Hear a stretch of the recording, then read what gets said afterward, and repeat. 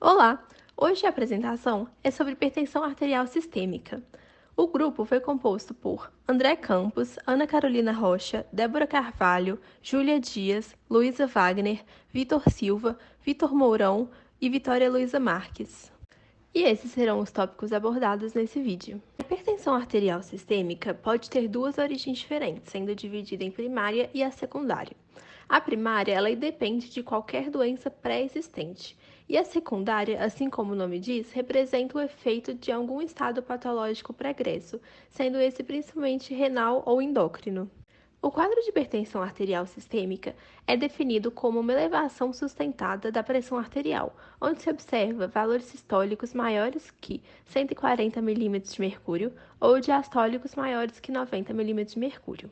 Para seu cálculo, são consideradas duas variáveis que apresentam uma relação diretamente proporcional com os valores pressóricos obtidos, o débito cardíaco e a resistência vascular periférica. Sendo assim, é considerado que os mecanismos patogênicos devem envolver alterações nesses elementos. Alguns dos fatores que influenciam o débito cardíaco são o volume sanguíneo, a frequência cardíaca e a contratibilidade do coração.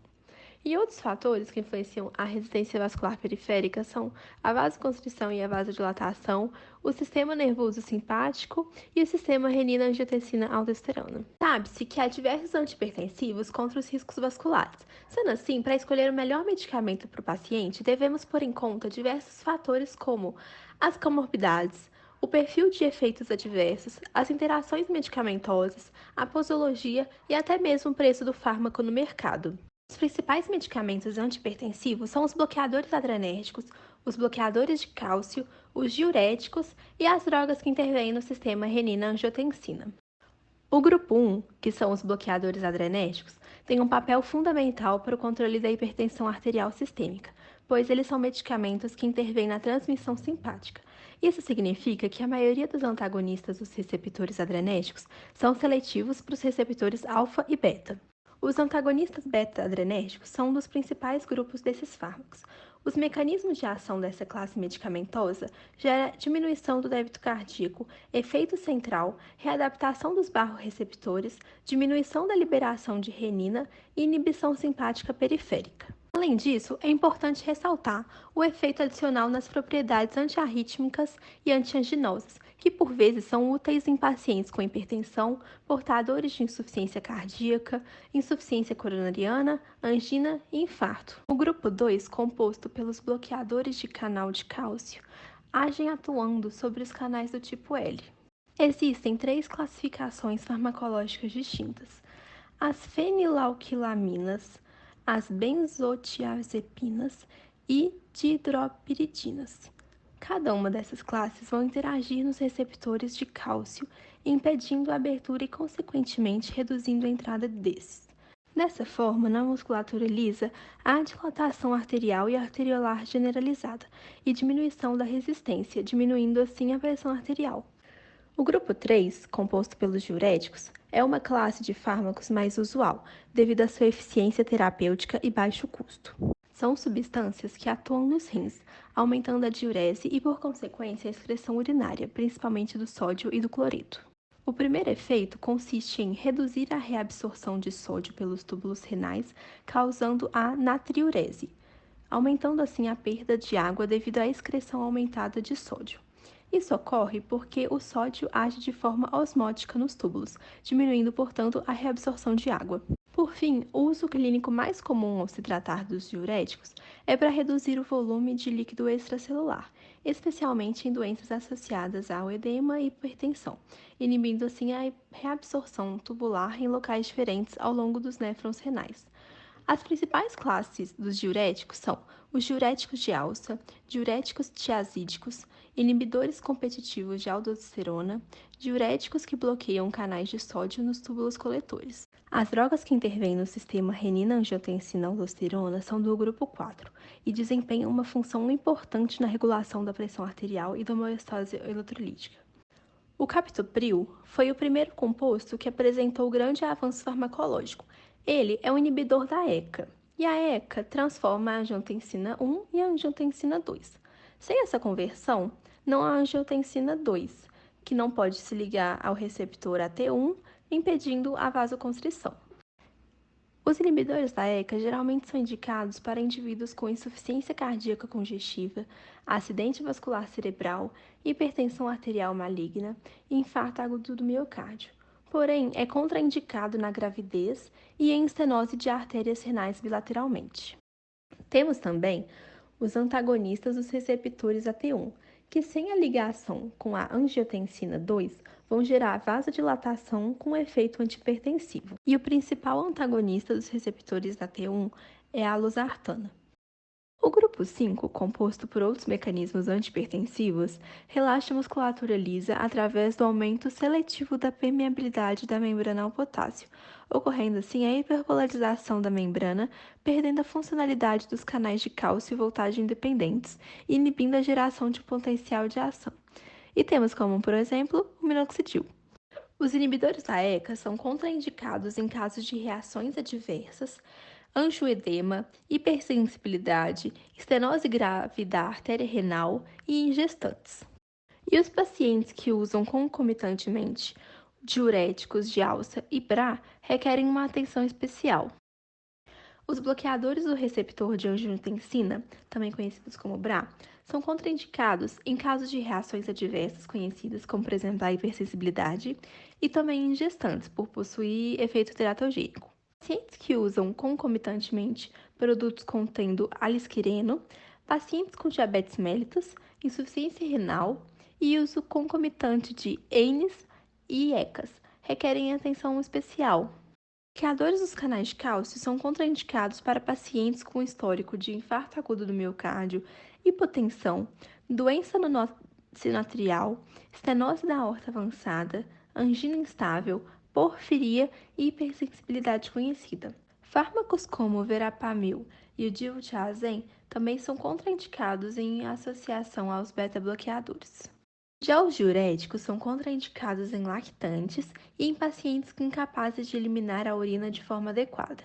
Os insuficientes renais e hepáticos e em pacientes com uso concomitante das ENS precisam de uma atenção especial. Os beta-bloqueadores são contraindicados em pacientes com histórico de bradicardia, doença broncoespástica, por exemplo, como a asma e a bronquite, doença no nosso sinoatrial e hipersensibilidade conhecida. Também é contraindicado em interação a agonistas de alfa-2 e em gestantes. Já os simpatolíticos de ação central são contraindicados em pacientes com histórico de bradicardia, arritmia, hipersensibilidade conhecida e em gestantes. E por fim, os vasodilatadores diretos são só contraindicados para gestantes. A classe dos medicamentos antipertensivos é extensa e, conforme apresentado nos tópicos anteriores, eles podem agir de diversas formas. Dentre os principais fármacos utilizados no Brasil, temos a hidroclorotiazida, a losartana, o atenolol e o captopril. A interação de alguns desses fármacos pode ser potencialmente prejudicial aos indivíduos, aumentando as chances de desenvolvimento de doenças renais, arritmias, dentre outros problemas cardiovasculares. A seguir, iremos detalhar as principais interações medicamentosas relacionadas à hipertensão arterial. Vamos começar então com a interação entre os diuréticos e inibidores da ECA. A utilização conjunta desses dois medicamentos é muito comum na prática médica atual. Se utilizados em baixas doses e conforme a prescrição médica, eles podem ter resultados significativos no controle da pressão arterial, produzindo poucos efeitos colaterais. Entretanto, caso sejam utilizados conjuntamente de forma equivocada, podem causar hipotensão postural e comprometimento da taxa de filtração glomerular e da pressão renal, o que pode evoluir inclusive para uma insuficiência renal. Os bloqueadores de receptor de angiotensina e os anti-inflamatórios não esteroidais podem também ter uma interação medicamentosa. Os medicamentos mais comuns dessa classe são a losartana e a aspirina. E os ANES agem aumentando a síntese de prostaglandinas, inclusive de TXA2, que, em última análise, pode causar aumento dos níveis pressóricos no paciente devido à vasoconstrição.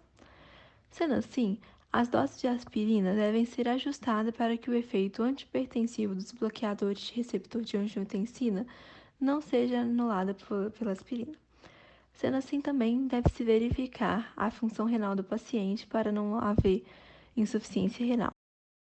A combinação entre os ENs e os diuréticos pode ser prejudicial ao paciente. Isso porque os ENs possuem ação oposta aos diuréticos, que tangem a secreção de sódio nos túbulos renais, além de bloquear antagonistas de receptores alfa e beta. Dessa maneira, os inibidores seletivos de COX-2 podem agravar a hipertensão arterial do paciente caso sejam administrados da forma errada.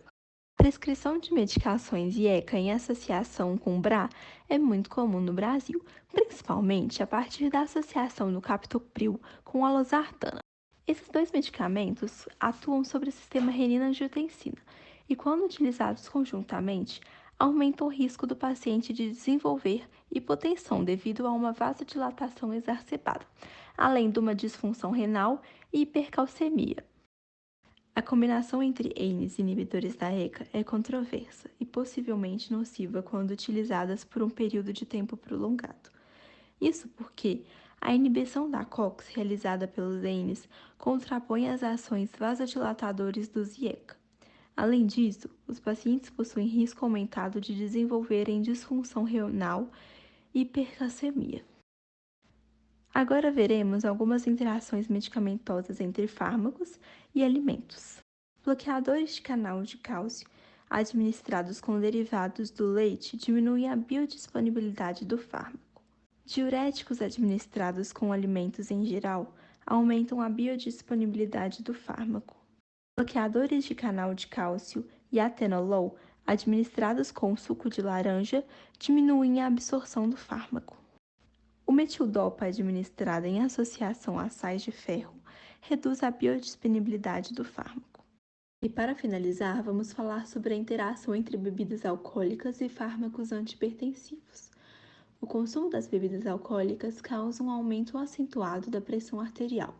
E isso porque a via de metabolização do álcool é a mesma da metabolização dos fármacos antihipertensivos, que é feita pelas enzimas do citocromo P450. Isso resulta, então, na diminuição da absorção do fármaco e, consequentemente, no aumento da pressão arterial. Por fim, essas são nossas referências. Muito obrigada pela atenção.